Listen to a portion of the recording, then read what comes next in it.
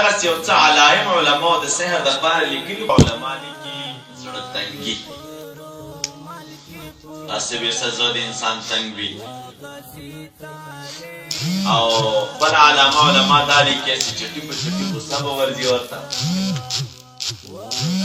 بله علامه یې دا ده چې خوب کې به ډارېږي بله علامه یې دا ده چې وجود به یې خولې کېږي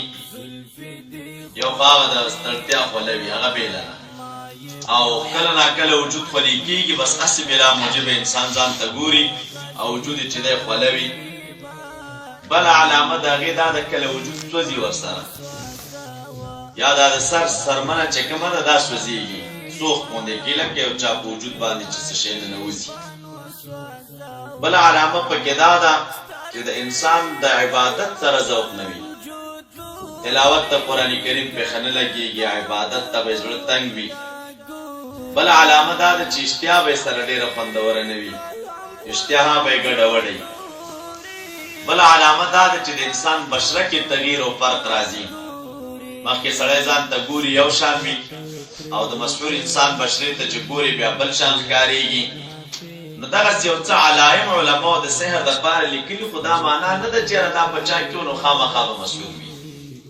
و که څوک مسحور وي نو اکثرا دا نښې پکې پیدا کېږي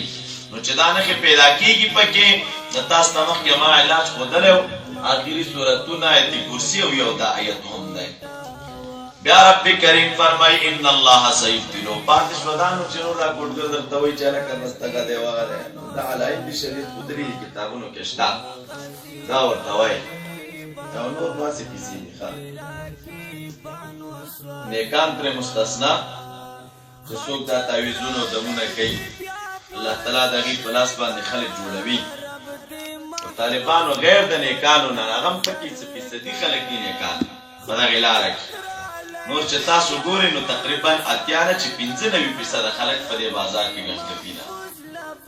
د دې ګنکپو دروغجنو تعویضګرو واقعات چې تاسو واورئ نو الله دې رحم وکړي ډېره ګرانه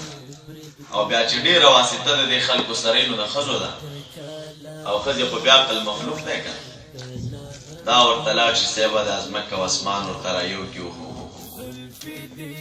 نو بس دوی دلته ځان پورې حیران کړي چې دا اوس څه قیصه ده بس بازار جوړي ورته د خپلو پیسو دپاره په یوه نامو په بله نامه ترېنه پیسې اخلي او ډېر غم فولادی چې دې تعویضګرو اوس بل کار شروع کړی دی یو خو هغه ده چې طب او طبابت ورته یاد وي یا ډاکټري ورته یاد یې خو ځان ته ده او یو لانجه اوس دی چې بله را شروع ده نو نه په ډاکټرۍ پوهېږي او نه په طبابت باندې بس ته چې وګورې نو د هر تعویضګر کور مخې ته دواخانه ده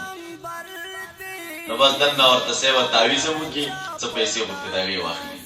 بیا ورته پرچه ولیکي دا بیرون دوکان نه واخله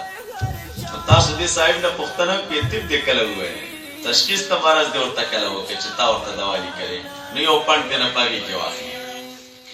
نو الله دې ورباندې رحم وکړي ښه طالبه